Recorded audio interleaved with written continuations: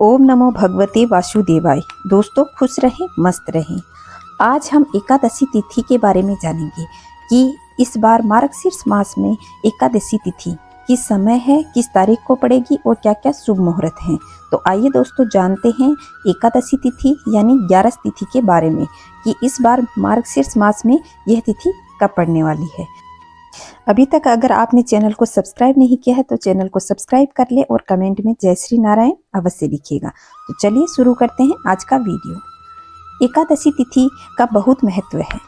एकादशी तिथि अपने आप में पूर्ण मानी जाती है। भगवान नारायण ने स्वयं को एकादशी तिथि बताया है।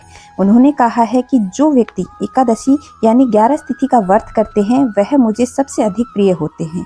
मैंने आपको कार्तिक मास के संपूर्ण महात्म्य में इस तिथि की महिमा को बताया था। मार्गशीर्ष माह की शुक्ल पक्ष की एकादशी तिथि को मोक्षदा एकादशी तिथि कहते हैं।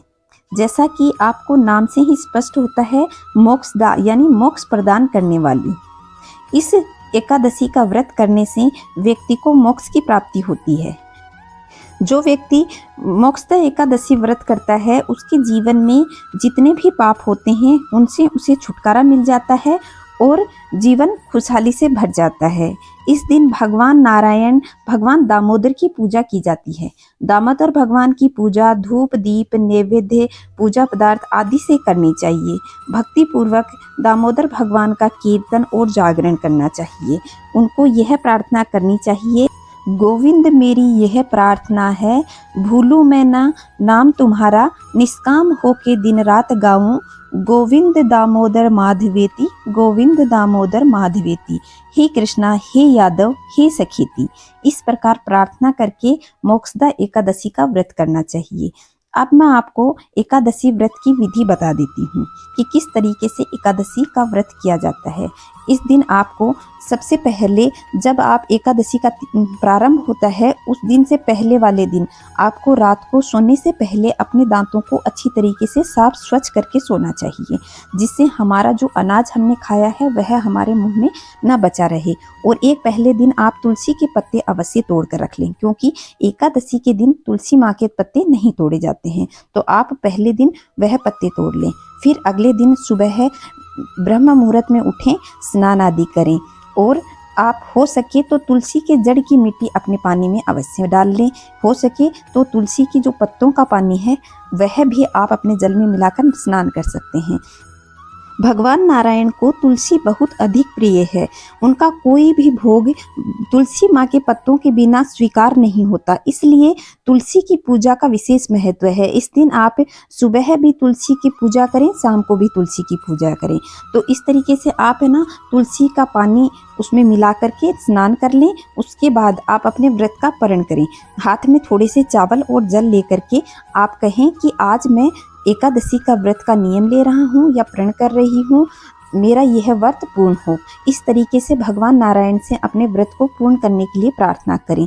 उसके बाद आप अपने पूजा घर में जा कर के भगवान नारायण की पूरी विधि विधान से पूजा करें। एक चौकी ले लें, उस पर पीला रंग का वस्त्र बिछा लें और अब आपका मुख पूर्व दिशा में होना चाहिए। इस तरीके से आप विराजमान हो जाएं और फिर भगवान नारायण की पूजा प्रारंभ करें। उस पर आप चौकी पे भगवान नारायण की प्रतिमा रख लें और फिर धूप दीप नैवेद्य जितनी आपके पास सुविधा हो उस हिसाब से भगवान की पूजा अर्चना करनी चाहिए। भगवान को पंचामृत से स्नान करवाएं, उसमें तुलसी दल अवश्य रखें।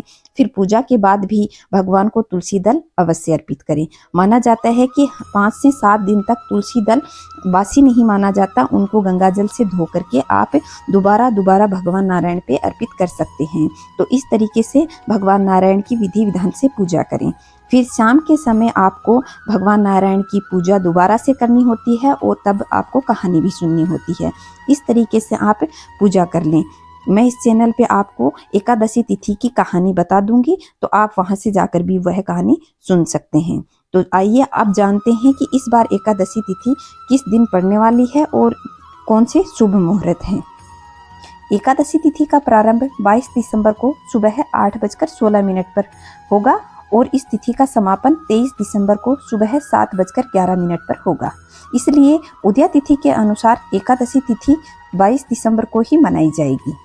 तो चलिए जानते हैं कि इस बार इस तिथि को कौन कौन से शुभ मुहूर्त पड़ने वाले हैं, तो इस दिन ब्रह्म मुहूर्त सुबह 5:32 से प्रारंभ होगा और 6:20 तक रहेगा। अभिजीत मुहूर्त दोपहर 12:04 से प्रारंभ होगा और 12:46 तक रहेगा। वहीं अमृत काल दोपहर 2:34 से प्रारंभ होगा और 4:07 तक रहेगा। राहु काल सुबह 11:05 से प्रारंभ होगा और दोपहर 12:25 तक रहेगा। तो आप पूजा का समय राहु काल को छोड़कर किसी भी मुहूर्त में कर सकते हैं। अब जानते हैं कि इस बार व्रत का पारण कब किया जाएगा। तो मोक्षदा एकादशी तिथि का पारण का समय है 23 दिसंबर को दोपहर 1:22 से और 3:26 तक रहेगा।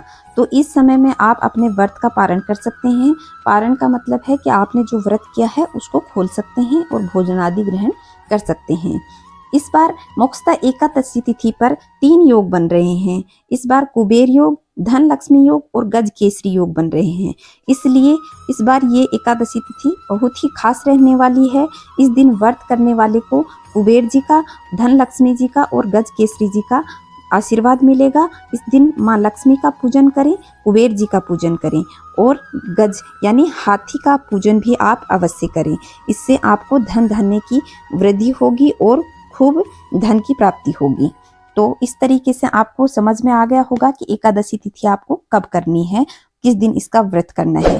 कहानी हम अगले वीडियो में जानेंगे। तब तक खुश रहें, मस्त रहें, अपने चारों तरफ स्वच्छता अवश्य बनाए रखें।